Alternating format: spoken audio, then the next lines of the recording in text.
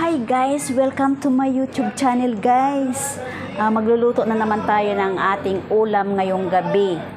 So guys, galing naman ako ng palengke. Ito, nakapamalingke na ako guys. Ayan, ang dami kong isasahog sa aking nilagang buto-buto. So mayroon akong ito guys, ang ihahalo ko, kalabasa. Ang ihahalo ko sa nilaga. Tsaka pichay. Ayan, may pichay ako guys. Tsaka 3 bilog ng patatas, string beans, ayan. Tapos ito guys, saging saba. Ayan, maglalagay ako ng mga 6 na piraso na saging saba guys. Ayan, 6. Ayan, 6. So dapat yung nilaga ko guys, lalagyan ko ng mais. Masarap kasi din yung mais sa nilaga guys, kasi ang sabaw manamis-namis.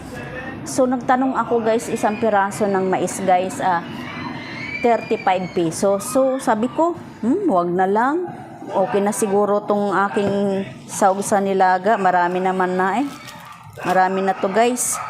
So maghiwa-hiwa na ako guys ng aking mga pangsahog sa aking nilagang buto-buto. Ayan, ang laki ng kaldero ko.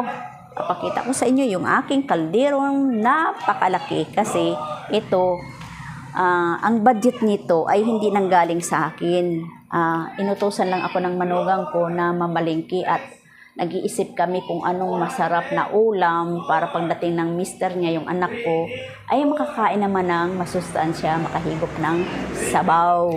So, ayan, pera ng anak ko yan, hindi sa akin. Yung aking malaking kaldero, ayan. Ayan yung aking nilagang buto-buto. Marami-rami din yan guys. Papalambutin muna natin. Atin na muna itong ibababad yung pitsay sa tubig na may asin para mamatay yung bakterya.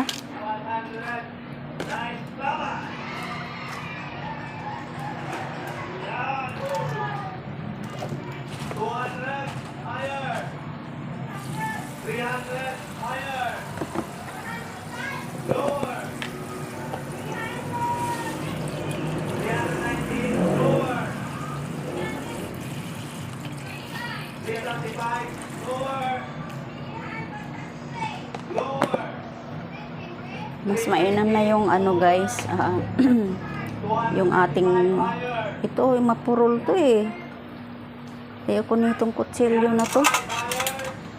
Mas mainam na yung gulay natin binababad sa asin, sa tubig, kasi para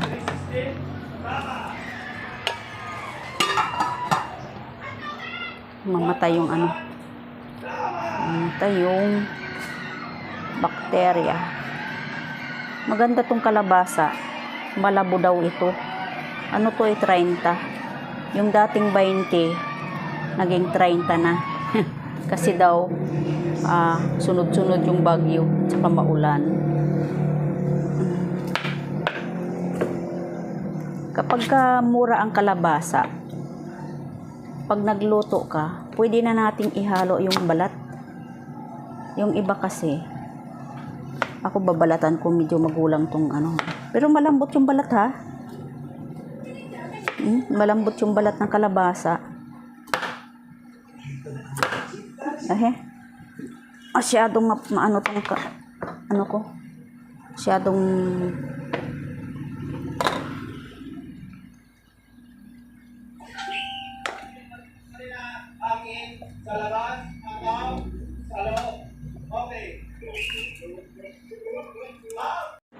ang ating nilaga ay lalagyan natin ng sibuyas.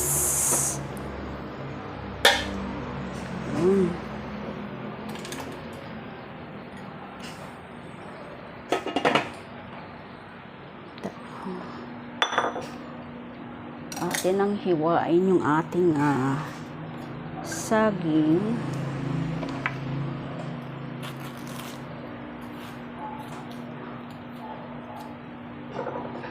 At Ilalagay natin ng sabay doon sa nilaga. Buto-buto.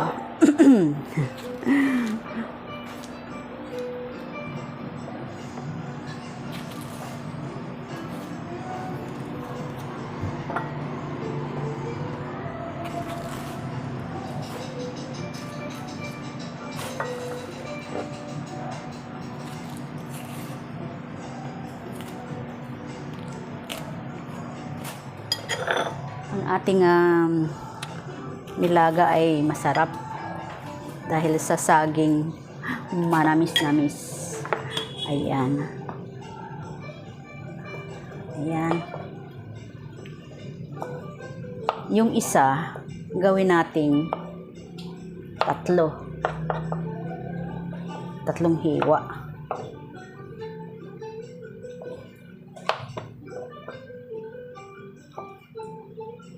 Ayan.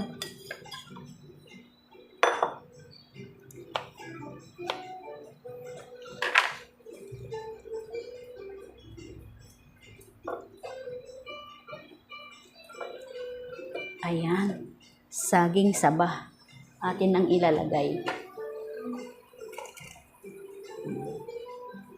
Tapos maglalagay na tayo ng asin.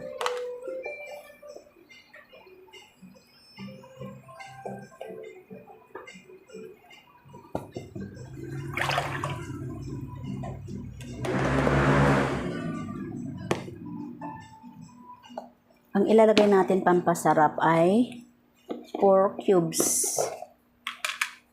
Pork cubes. Shrimp. Asan yung pork cubes? Ay, ito.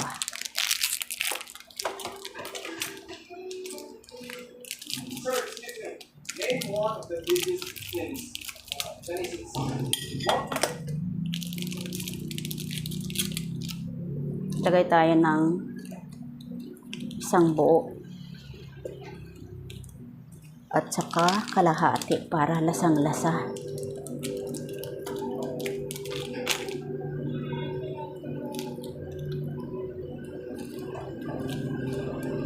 Kunti pa.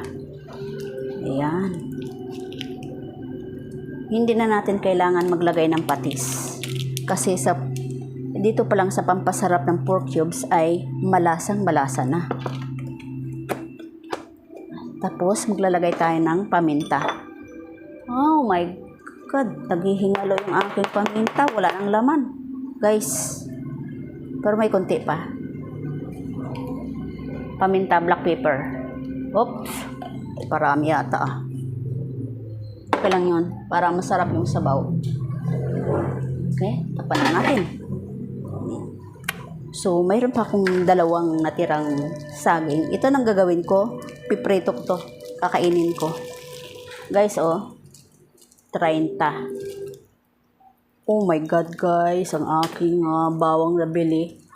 Mayroong gagamba. Kita niyo yung gagamba, guys? Ay, may gagamba.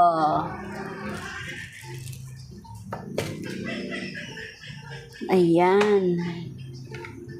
Malinis na yung aking kalabasa, ang aking ayan, ang aking pichay,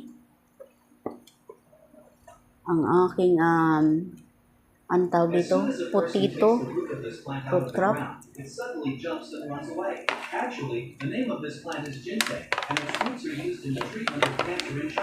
Papakita ko na lang, guys. Pichay, ang aking patatas, ang aking kalabasa. Ayan, ang ganda ng kalabasa. At saka yung beans, Baguio beans. Ayan ang aking nilaga na buto-buto. Nilagay ko na yung saba, yung saging. Ayan. Kompleto ricado na yan, guys. Ayan, guys, atin nang ilagay yung ating patatas.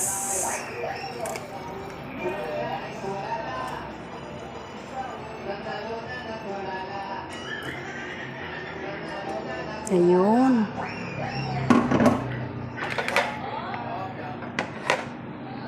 Isunod naman natin ang ating kalabasa. Pampalinaw ng mata. Ayan. Pampalinaw ng mata ang kalabasa. Yun ang kasabihan. Ang pagka kumakain ako ng bata, kumain ka ng kalabasa, pampalinaw ng mata. Kumain ka ng gulay, maganda sa katawan. Yun ang sinasabi ng lola ko. Humigop ka ng sabaw, mainit-initan ang iyong tiyan. Yan, tandang-tanda ko yan sa lola ko.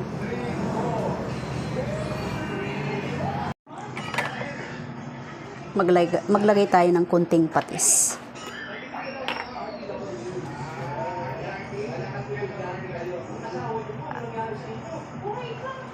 Added to taste, paste sauce. Ayan. Mga isang kutsarita. Ayan o. Mausok. Mainit. Tamang-tama to kasi umuulan. Umuulan sa labas. Akala natin lumabas yung bagyo, wala nang ulan, no? Pero ang tindi ng init kanina.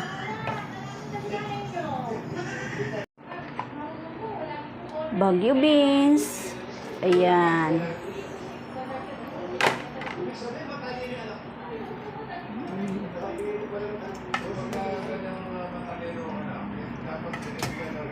Ayan yung ating mga sahog, guys. Luto na yung ating malambot na yung kalabasa. Ayan, kunting laga pa para magkukulay dilaw yung ating sabaw. Ayan. Pakuluin pa natin ng pakuluin. Yung lasa niya, guys, tama na. Masarap na ang ating sabaw. Ayan, malambot na yun. Nagkukulay dilaw na yung ating sabaw. Oh, sarap. Atin nang ilalagay yung ating pichay. Ayan. Ayan.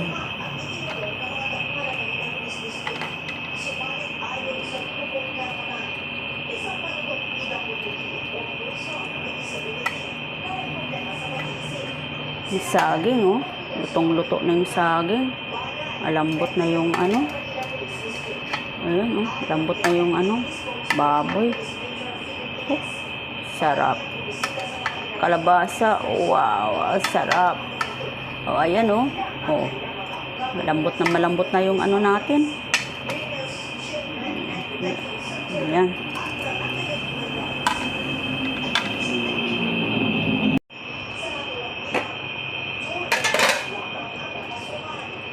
Titikman na natin yung ating sabaw.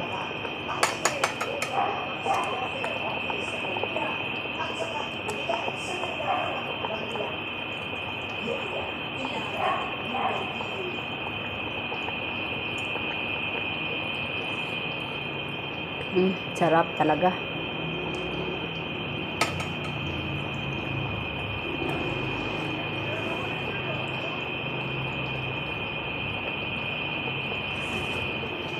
Tarararararan.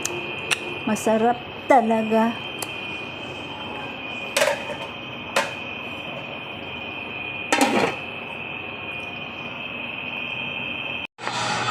Okay guys, titikman na natin ang ating sabaw.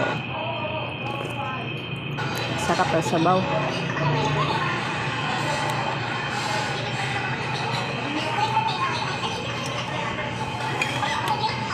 Madilaw yung sabaw dahil sa kalabasa, pero ang sarap. Oh, yung kalabasa, ang sarap, oh. Bagay na bagay ito sa mga baby na kumakain. Ito, saging. Sarap.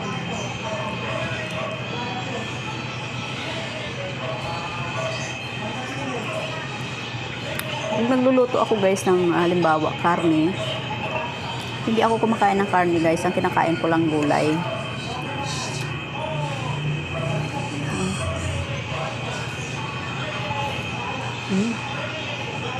Sarap.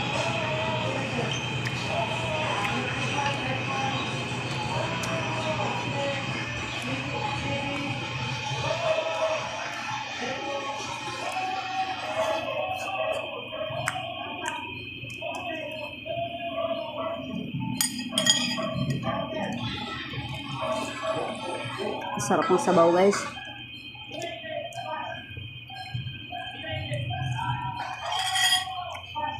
Ito yung patatas.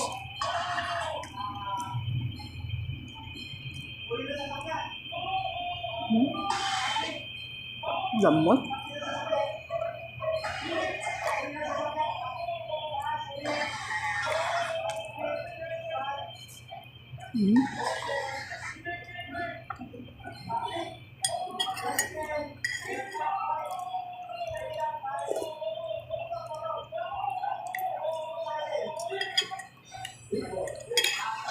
Okay guys, hanggang ito lang. Okay guys, ito lang yung video ko for this evening guys. Ang yung aking luto ni Lola, lutong bahay. Ang isi-share ko sa inyo. Thanks for watching guys. Don't forget to like, comment, share, and subscribe. Paki-click ng bell button para updated kayo sa susunod pang mga videos. I hope may matutunan na naman kayo guys. Simpleng luto, mura na, masarap pa. Luto ni Lola. Bye! Ingat po. Ingat po. Ingat po tayong lahat. Bye-bye.